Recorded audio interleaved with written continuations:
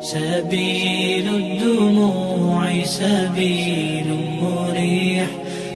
الفاتحة. Bismillahirrahmanirrahim. Keputusan bersama saya Rabu 19 Rajab 1445 Hijriah, 31 Januari 2024 Miladi. Udzur salat jamaah. Udzur salat jamaah maksudnya tidak ikut salat jamaah karena udzur, karena alasan menjaga anak kecil. Ini gimana ini? Boleh enggak?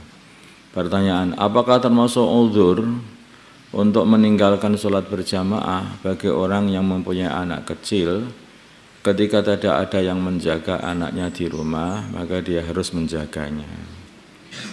Jawabnya, iya, itu juga termasuk udzur untuk meninggalkan sholat jamaah. Maksudnya meninggalkan sholat jamaahnya itu mendapat izin secara syar'i. Maksudnya dia tidak dikatakan sebagai orang yang melalaikan sholat berjamaah, tidak. Kalau dia meninggalkannya pancen karena untuk menjaga, yaitu anak kecil yang tidak ada yang menjaga selain dia.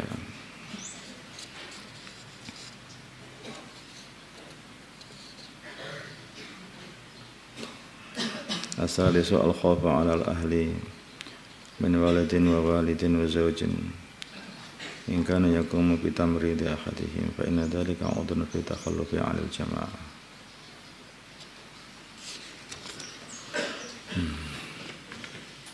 Sebetulnya bukan hanya anak kecil saja, bahkan ini untuk kalau ini menunggu orang tua, bahkan istri, tapi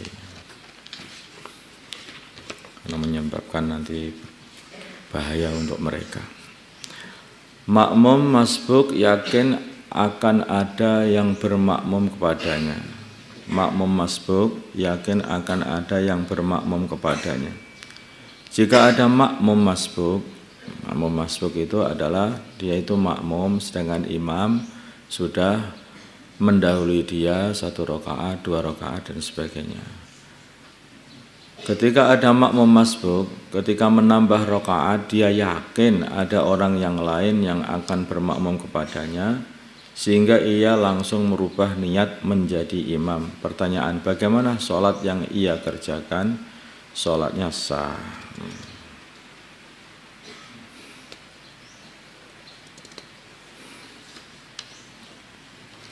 Zakat. Masalah ini. Untuk orang tua, pertanyaan, bagaimana hukum memberikan zakat kepada orang tua? Maksudnya orang tuanya sendiri, orang tua sendiri, gitu ya, maksudnya kepada walid, bukan orang tua, orang yang sudah tua. Nanti semua orang tua nggak dikasih zakat, aja anak muda saja. Orang tua itu maksudnya bapak ibunya. Nah, itu. Jika orang tua atau mbah-mbahnya sebagainya. Jika orang tua nafkahnya sudah tidak menjadi tanggungan anak, bagaimana hukum memberikan zakat kepada orang tua? Jika orang tua nafkahnya sudah tidak menjadi tanggungan anak, maka orang tua boleh menerima zakat dari anak atas nama apapun, baik fakir, miskin, gharim dan sebagainya. Jika orang tua nafkahnya sudah tidak menjadi tanggungan anak, mereka sudah pisah, itu hidupnya sudah pisah. Anak juga sendiri, orang tuanya sudah sendiri, tahu-tahu orang tuanya kemelaratan gitu, atau mungkin kebelekan hutang, ya, tertimpa hutang, maka orang tua boleh menerima zakat dari anak atas nama apapun, baik fakir, miskin atau gharim dan sebagainya. Jika orang tua nafkahnya menjadi tanggungan anak, ya memang asli sudah menjadi tanggungan anak, orang tuanya itu sudah tua, kemudian anaknya yang menafkahi, menghidupi semuanya, diopeni anak ini. Yang dulunya orang tuanya ngopeni anak, sekarang ganti anak setelah gede ganti ngopeni orang tua. Nah, ditanggung semuanya oleh anaknya. Maka orang tua boleh menerima zakat dari anak atas nama gharim, ibnu sabil, amil, dan ghuzzah. Maksudnya atas nama karena dia ini tertimpa hutang, atau ibnu sabil, yaitu orang yang butuh bantuan untuk di dalam perjalanan, kehabisan bekal, atau amil, atau orang yang perang fisabilillah. Perang fisabilillah, bukan karena bayaran, bukan karena apa, memang ikhlas karena Allah.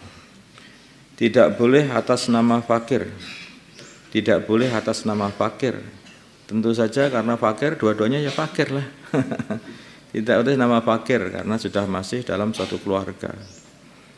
Miskin, kecuali jika nafkah tersebut tidak mencukupi, maka orang tua boleh menerima zakat dari anak atas nama fakir miskin. Bahkan ini adalah lebih afdol. Ya, kecuali memang banyak anaknya ada kelebihan, kemudian dikasih nafkah oleh anaknya, dan nafkah yang diberikan kepada anaknya itu enggak cukup. Nah, dia masih bisa mendapatkan zakat dari anak.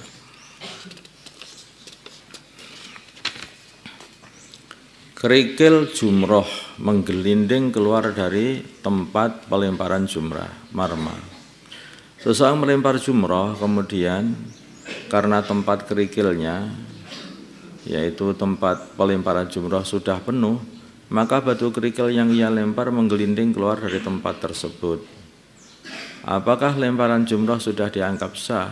Iya, sudah dianggap sah. Jadi ini dulu ini.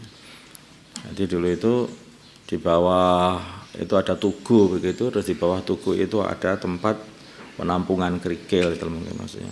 Kemudian dilempar kena tugunya itu, kemudian gelinding keluar dari penampungan kerikil itu sendiri. Ya. Itu loh, artinya sudah kena situ terus gelinding baru keluar lagi. Tapi lemparannya sudah benar. Itu yang itu masih ya dianggap sah. Kecuali kalau ngelemparnya enggak nyampe. Nah, adalah ini beda lagi. Memang nggak nyampe ke tempat marma, itulah, atau meleset, memang nggak kena ke marma, itu beda lagi. Itu yang nggak bisa diterima. Berarti belum melempar.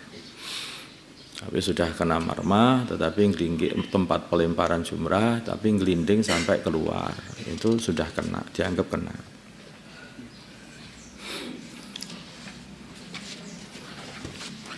Allahumma shalli ala sayyidina Muhammad wa ala sayyidina Muhammad. اللهم صل على سيدنا إبراهيم وعلى آل سيدنا وبارك على سيدنا محمد وعلى آل سيدنا محمد وبارك على سيدنا إبراهيم وعلى آل سيدنا إبراهيم في العالمين إنك حميد مجيد. اللهم انفعنا بما علمتنا وعلمنا ما ينفعنا وزدنا علما. الحمد لله على كل حال، نعوذ بالله من حال أهل النار.